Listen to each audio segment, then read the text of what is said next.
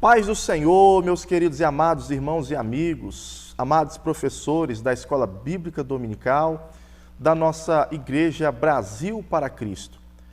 Eu sou o pastor Arnaud, da Igreja Brasil para Cristo, pastor aqui da Congregação de Formosa, e é com muita alegria que nós estamos aqui trazendo esses vídeos, essas aulas de instrução para o professor, que tem aqui as lições dessa revista, Israel, a Igreja e as Festas. Meus amados, nós estamos estudando hoje a página 60, que vamos falar exatamente da festa de Purim.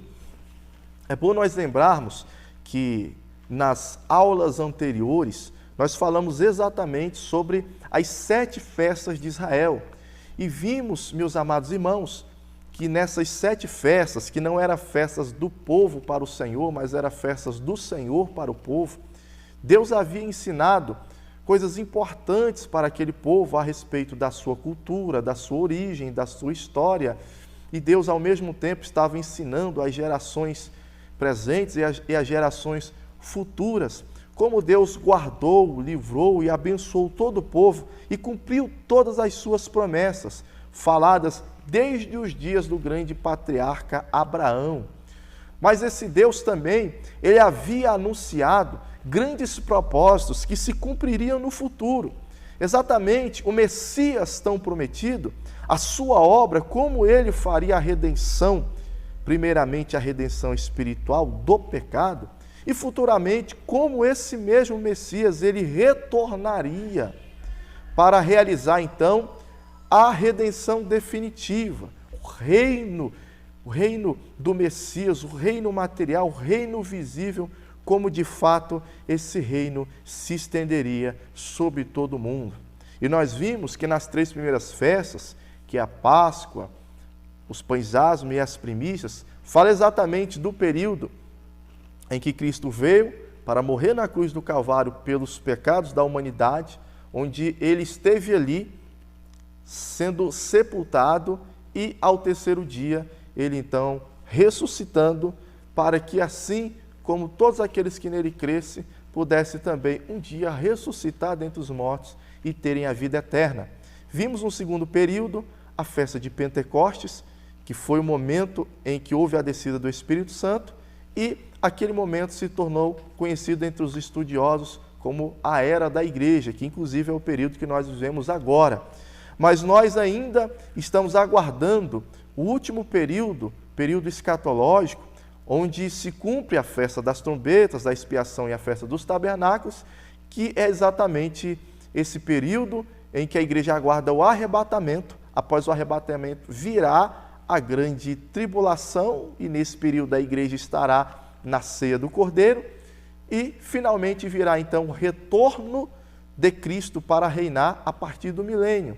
E após o milênio, nós sabemos então que haverá o estado eterno. Então, haverá a consumação final de todas as coisas.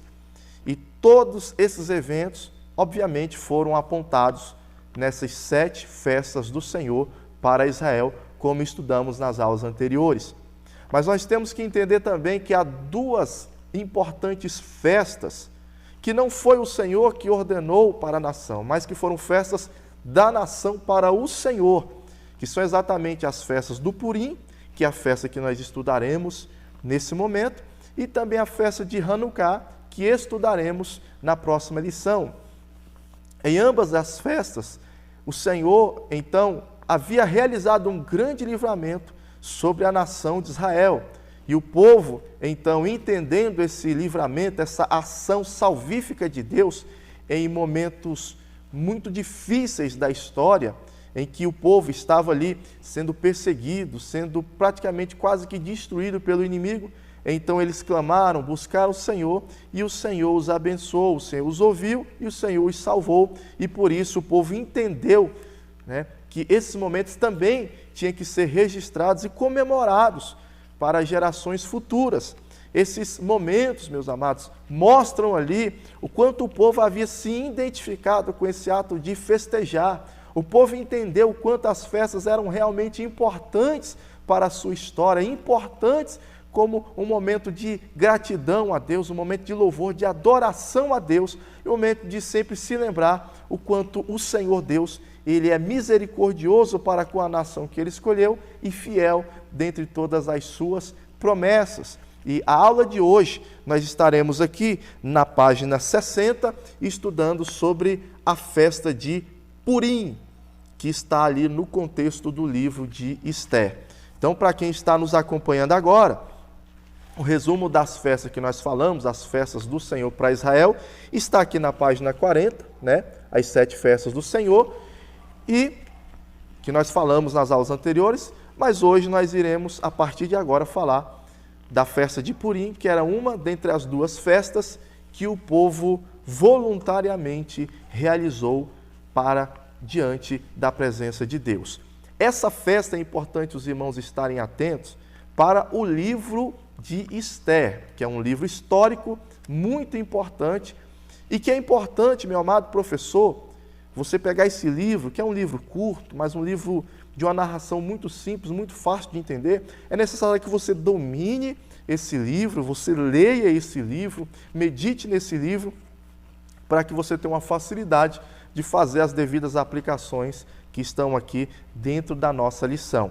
Quais são os objetivos da nossa lição? Bem, os objetivos da nossa lição, aqui na página 60, primeiramente, é mostrar a ação salvífica de Deus durante o cativeiro medo-persa.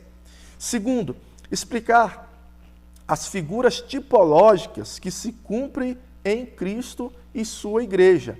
E, por fim, nós vamos esclarecer que a festa de Purim é uma celebração à vida. Então, nós temos aqui a leitura bíblica diária, o livro de Esther, capítulo 9, versículo 21 ao 25, na página 61. E nós temos aqui a verdade aplicada. Está vendo aqui? Verdade aplicada aqui em azul. Nós colocamos a seguinte ideia que seu aluno tem que sair dali esclarecido dentro dessa aula. A festa de Purim comemora o dia em que Deus mudou a sorte dos judeus de tristeza para alegria, da morte para a vida. Para a igreja, ela tipifica a redenção da humanidade conquistada na cruz do Calvário. Então vamos lá. Na introdução, nós colocamos assim: após as festas do Senhor, instituídas na lei de Moisés, temos aqui 2 festas comemoradas pelos judeus como feriado nacional, sendo a festa de Purim e Hanukkah, que ocorreram em períodos distintos, mas ambas tratam do livramento de Deus sobre o seu povo. Nesta lição falaremos do Purim, que em hebraico quer dizer sorte. Tal evento ocorreu durante o cativeiro persa no antigo Império Aquemêonida, entre os anos de 486 a 465 a.C., conforme registra o livro de Esther. Então, nós estamos diante de um período histórico, meus amados irmãos, que vai do ano 486 ao 465 anos ali antes de Cristo. Nós temos que nos lembrar, meus amados irmãos, que 50 anos antes, o rei Ciro já havia dado a ordem para que os judeus eles pudessem voltar para Jerusalém. Lembram disso? Então, já havia finalizado ali aqueles 70 anos de cativeiro babilônico, do período ali da Babilônia, e nós vamos observar que durante esse período, aqui, muitos judeus não quiseram retornar para Israel, porque muitos ali já haviam se acostumado com o lugar, com a terra, já haviam criado ali uma forma comercial de viver, eles já haviam se estruturado materialmente, familiarmente, e a maioria deles estavam, na realidade, muito satisfeitos, muito acomodados e muito bem instalados naquela terra. Então, eles não queriam abrir mão da vida até cômoda e confortável que alguns tinham ali naquela terra estranha, para simplesmente voltar para uma terra prometida, mas uma terra que estava arrasada, uma terra que estava ali, infelizmente, picotada, destruída e que estava ainda em reconstrução. E sabemos que uma reconstrução, ela ela acontece realmente com muita dificuldade, de uma forma muito lenta, de uma forma muito difícil. Por isso, muitos resolveram continuar ali, naquelas terras que agora eram dominadas pelo Império Medo-Persa e que realmente eles, naquela época, o Império Medo-Persa estava sendo dominado pelo rei Assuero, que na língua grega é conhecida como Xerxes I. Ele havia assumido o reinado de Dário I e Xerxes, meus amados, ele tinha ali um domínio, conforme diz ali no livro de Esther, capítulo 1, versículo 1, ele tinha ali um domínio que ia ali desde a Índia até a Etiópia. E ele comandava 127 províncias, era um reino muito forte, um reino gigantesco, o reino dos Medos Persas. E nesse contexto histórico, nós vamos ver que se desencadeia uma das narrações mais lindas, uma das narrações também mais dramáticas na história do povo judeu. E nós entramos aqui no capítulo 1. E vamos falar aqui, nesse primeiro tópico, sobre a festa de Purim, o prenúncio de uma nova aliança. Amados, entenda qual era a diretriz que nós vamos trabalhar aqui dentro dessa lição. Nós vamos trabalhar muito a questão da tipologia. Por que nós vamos trabalhar a questão da tipologia?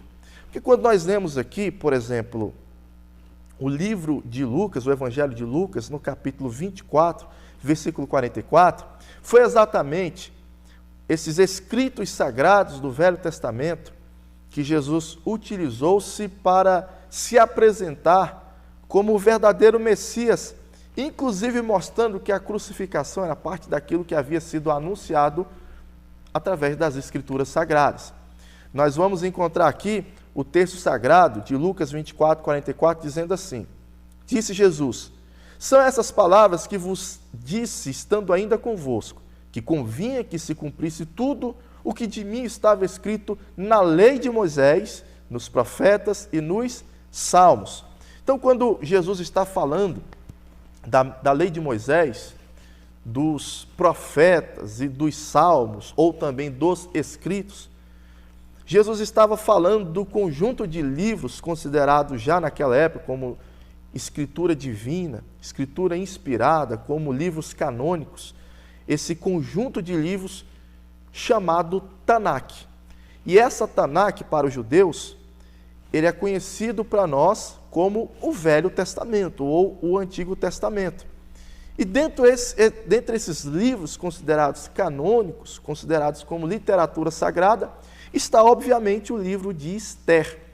E é claro, meus amados, se Cristo diz que todas as escrituras, todos os livros do Velho Testamento falam a respeito dele, é óbvio que também o livro de Esther vai falar sobre Cristo, vai trazer uma tipologia importante a respeito do verdadeiro Messias. E se nós pararmos para analisar, a maioria dos estudiosos cristãos, eles definem o Velho Testamento conforme ali o livro de Josué, capítulo 2, versículo 18. Esses textos que eu estou trazendo agora não estão na revista, só estou abordando aqui para você ver a importância da tipologia, para você ver a ideia com a qual nós iremos conduzir os nossos alunos. Então, Josué, capítulo 2, versículo 18, diz assim: e eis que, quando nós entrarmos na terra, atarás este cordão de fio de escarlate à janela por onde nos fizeste descer, e recolherás em casa contigo a teu pai, a tua mãe, e a teus irmãos, e a toda a família de teu pai. Nós estamos vendo aqui o texto em que mostra quando os juízes, lá nos dias de Josué, quando eles estavam olhando ali a terra de Jericó, eles foram descobertos, né? Mas foi a prostituta Raabe que os protegeu. Então, ela faz um juramento com eles disseram que iria guardar a família, se forem salvos por ela, se ela não denunciasse. Então, ela pega ali uma corda de escarlate e ela coloca da janela até o chão, porque a casa dela estava exatamente na muralha, né? Estava ali exatamente, fazia parte ali das muralhas de Jericó. Então, a janela dela batia bem ali nas muralhas de Jericó. Então ela faz ali desce aquele cordão pela janela, os espias descem, mas aquele cordão ficou tido como um sinal. Quando eles viessem para destruir a cidade, a janela em que tivesse aquele cordão de escarlate e vermelho seria ali a casa onde eles não poderiam destruir ninguém. E ali nós temos a maior tipologia do que simboliza o Velho Testamento para os estudiosos. Aquele fio de escarlate, aquele grande cordão de escarlate que subia até aquela janela, simbolizava o Antigo Testamento, em que através dele todos os judeus chegariam até a Cristo.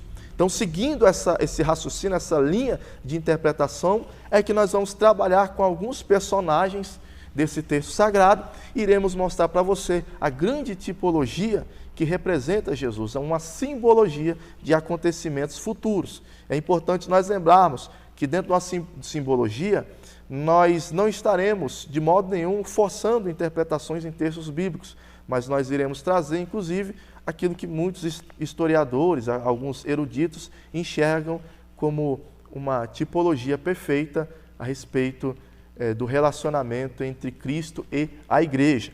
Então, tendo isso em mente, nós vamos então falar primeiramente ali do prenúncio de uma aliança, né?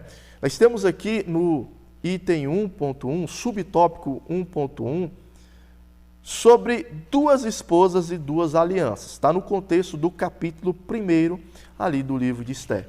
Nós sabemos, meus amados, que o rei Assuero, para você entender um pouco assim quem era esse personagem no contexto histórico, muitos historiadores dizem que o rei Assuero, que foi um dos maiores personagens, o Xerxes I, os maiores personagens do mundo antigo, ele era um homem de uma personalidade assim interessante de ser estudado. Esse rei, ele tinha um temperamento muito violento e ao mesmo tempo imprevisível.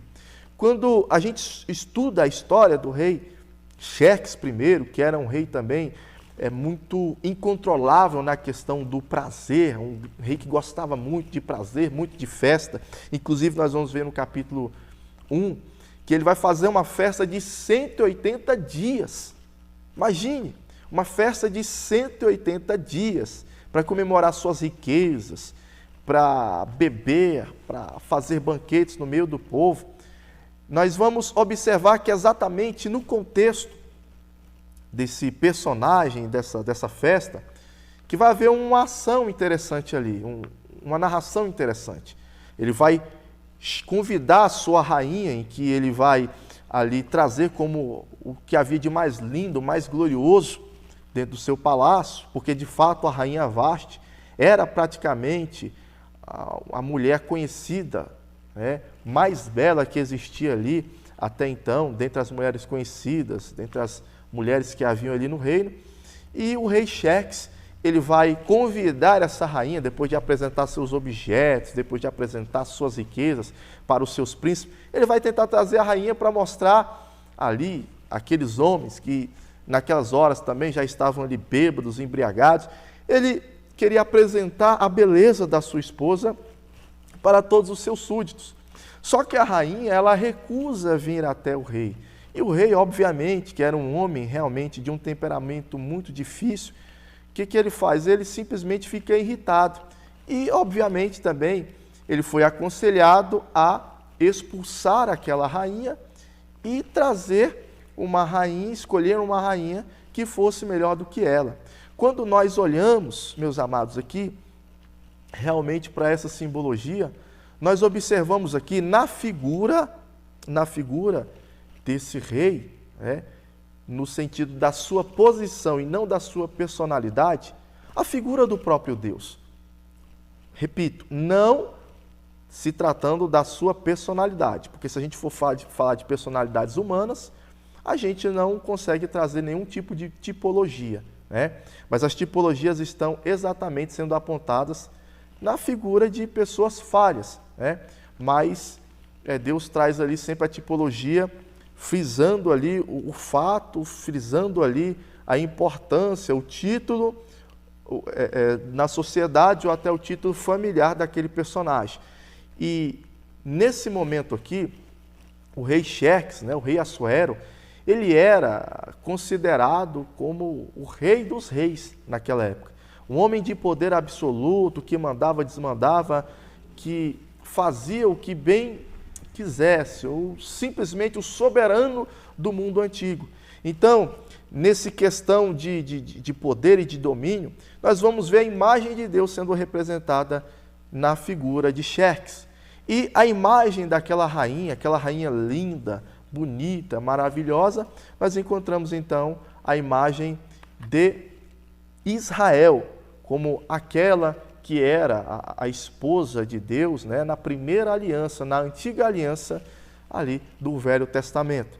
E quando nós falamos disso, obviamente, quem utiliza Israel numa linguagem como esposa, num relacionamento conjugal, é exatamente o próprio Deus. Por exemplo, ali em Jeremias capítulo 3, versículo 1 e 12, Deus está colocando ali a imagem de um homem traído. Israel, aquela mulher adúltera, que no entanto ele recebe de volta.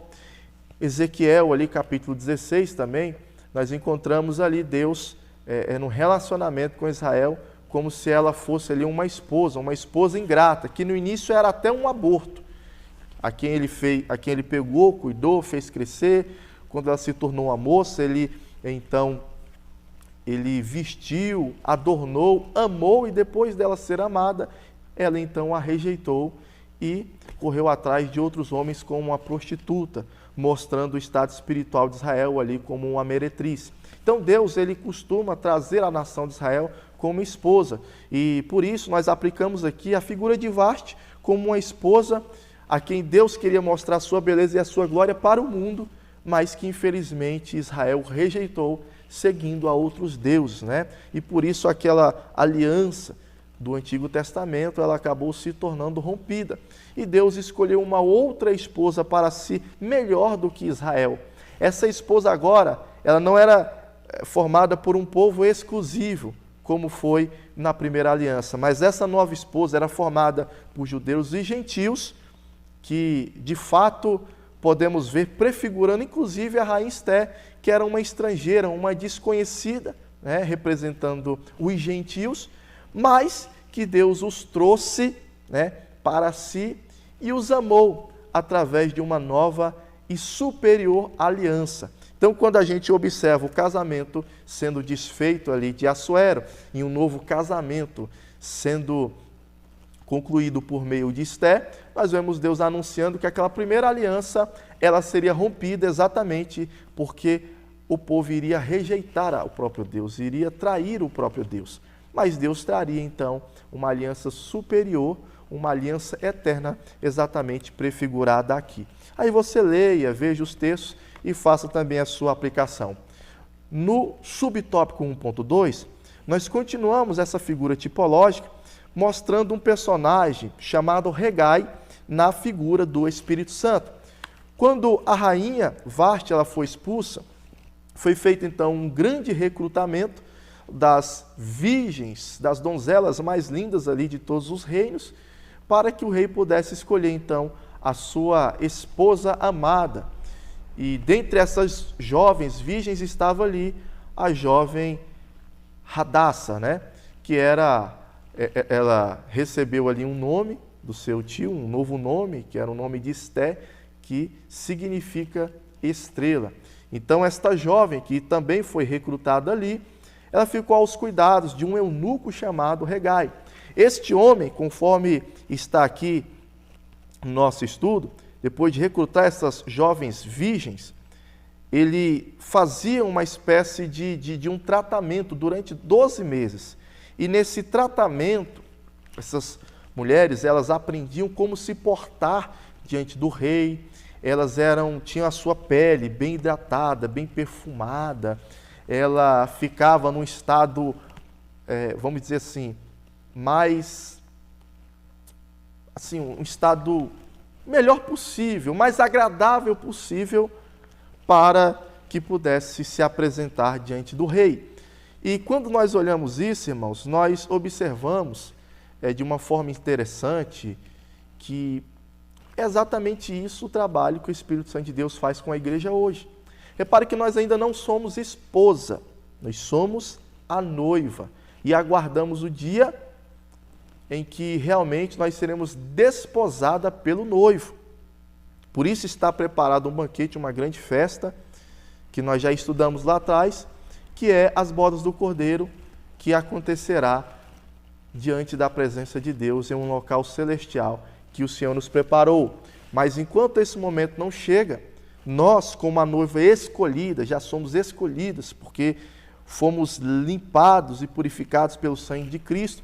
Nós agora, a cada dia, estamos num processo de santificação, onde o Espírito Santo está tirando as impurezas, as imperfeições, as más manias, tudo aquilo que nos afasta de Deus. O Espírito Santo está operando em nós, está agindo em nós, está retirando em nós, para que estejamos preparados para o grande momento do nosso encontro com o noivo.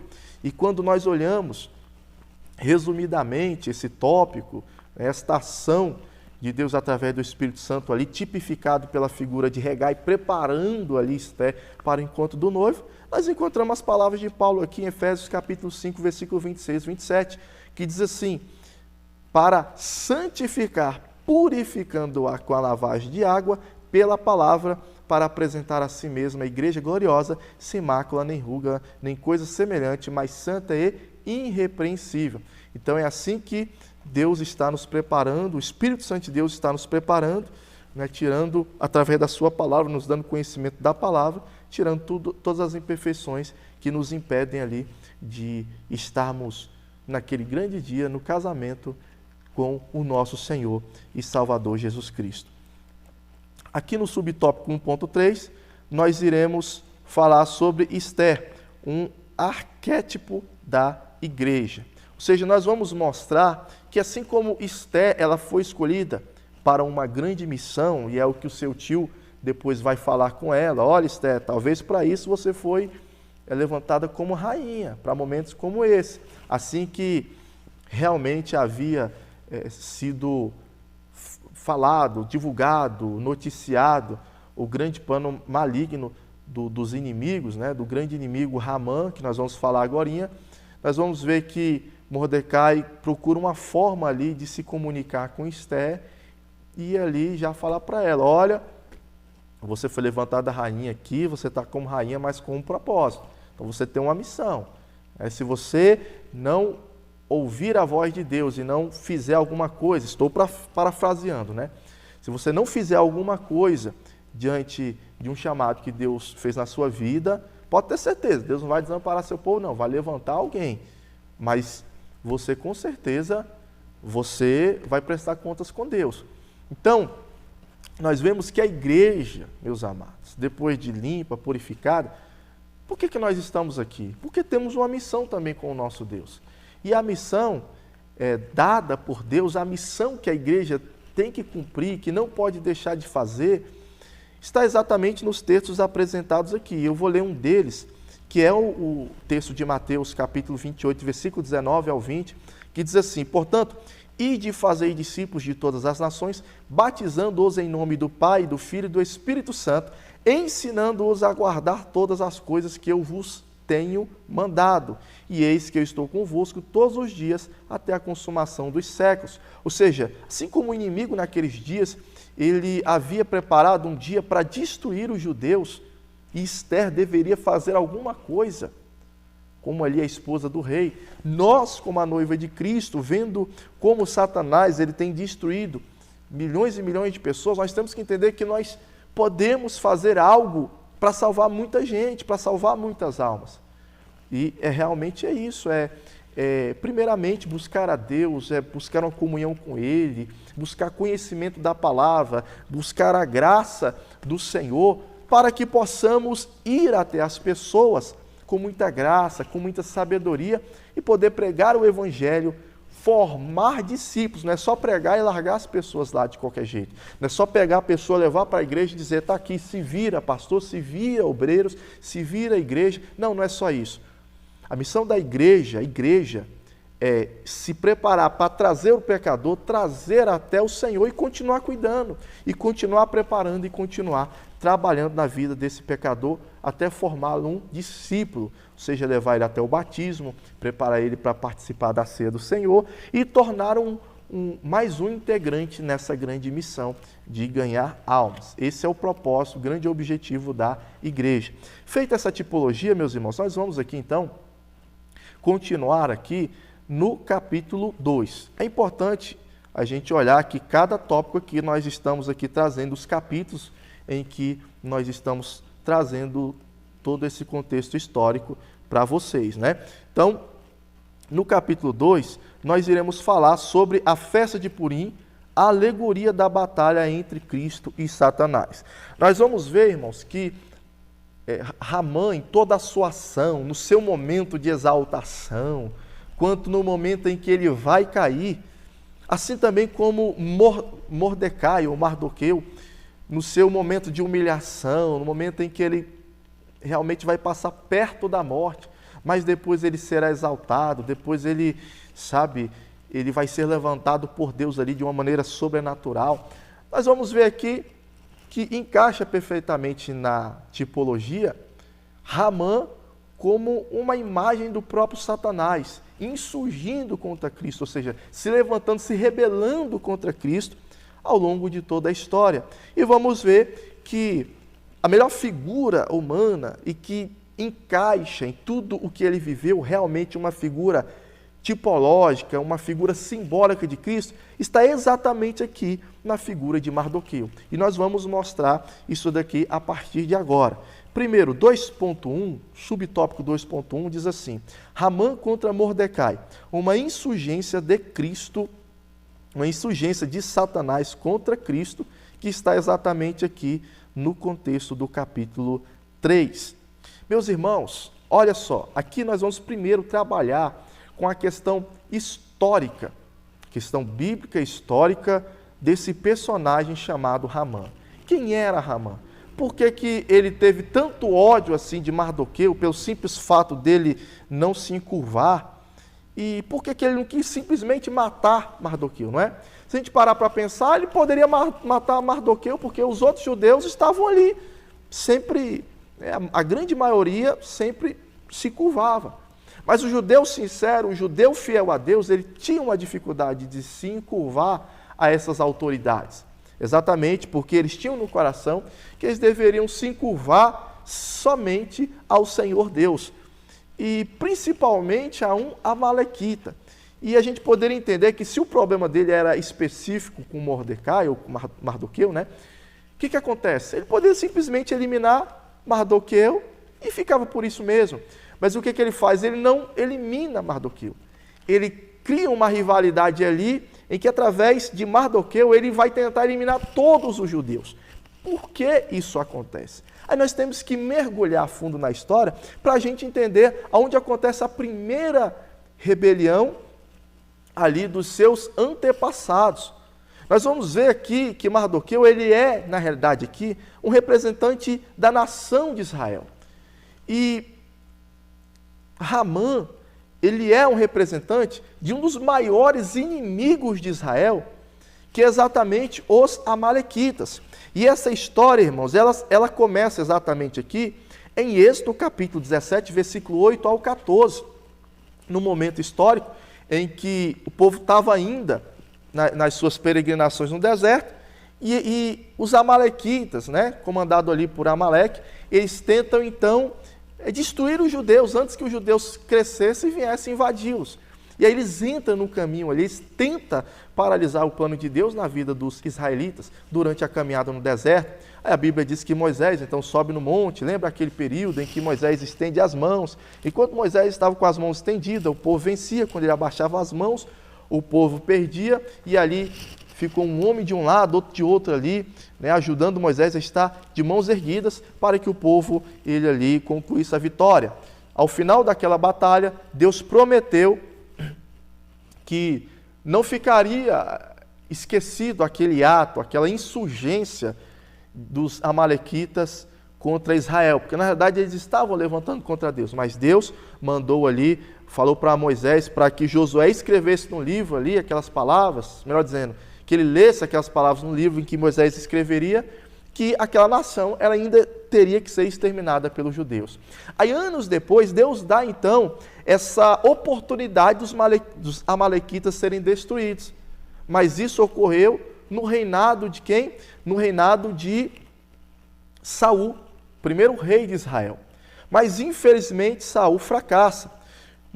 Quando nós olhamos ali o texto de 1 Samuel, capítulo 15, versículo 2 ao 3, olha o que o Senhor diz. Quando a nação já estava preparada, já estava mais forte, já tinha tudo ali para poder partir para cima e destruir, e exterminar os amalequitas, né, como uma vingança do Senhor, Deus dá ordem para Saul, dizendo assim: assim diz o Senhor dos Exércitos, eu me recordei do que fez Amaleque a Israel, como se lhe opôs no caminho quando subia do Egito. Vai, pois, agora e fere a Amaleque e destrói totalmente a tudo o que tiver, e não lhe poupes. Porém, matarás desde o homem até a mulher, desde os meninos